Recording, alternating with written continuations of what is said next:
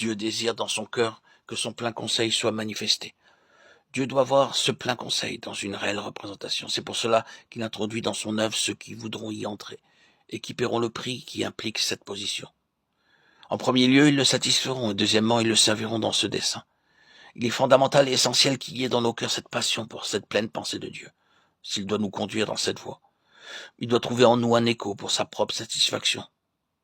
Toutefois, dans sa manière d'agir envers nous, il peut aussi nous conduire à travers des voies qu'il permet, c'est-à-dire des voies qui sont moins élevées que sa pleine et ultime pensée nous concernant, mais cependant à travers lesquelles il nous conduira par sa volonté permissive.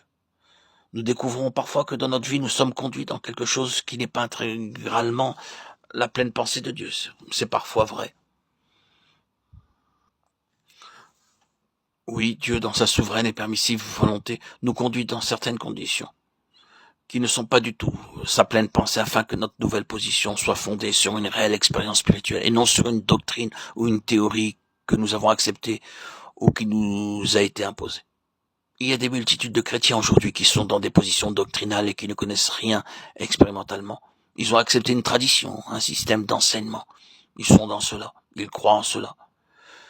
Mais ils ne connaissent rien de tout cela dans leur propre expérience. Ce n'est pas la manière d'agir de Dieu. Nous devons donc être très prudents afin de ne pas prendre la volonté permissive de Dieu pour sa volonté ultime.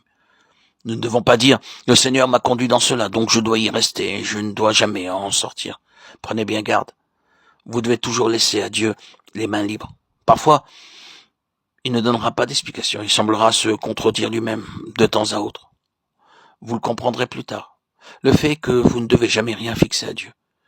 S'il y a une chose qui est claire dans le livre des Actes, c'est bien celle-là.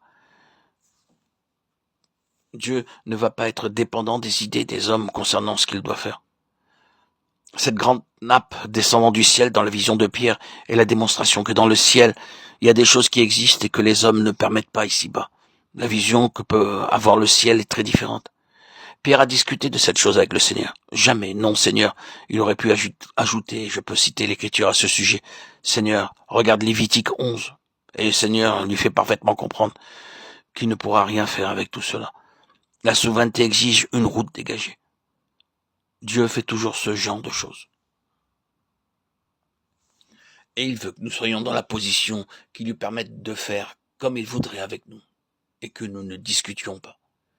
C'est la seule manière de parvenir à la plénitude. Si vous êtes attaché par votre tradition, par votre éducation, par ce qui peut avoir été du Seigneur dans le temps, si vous êtes attaché à cela et que vous dites maintenant, ce sera comme c'était au début et en sera toujours ainsi, vous empêchez de dégager le chemin donnant accès à l'esprit de plénitude. C'est seulement si nous sommes ouverts au Seigneur, sans préjugés, sans fixité, tendant vers le Seigneur, c'est seulement ainsi que nous entrerons dans le plein conseil de Dieu.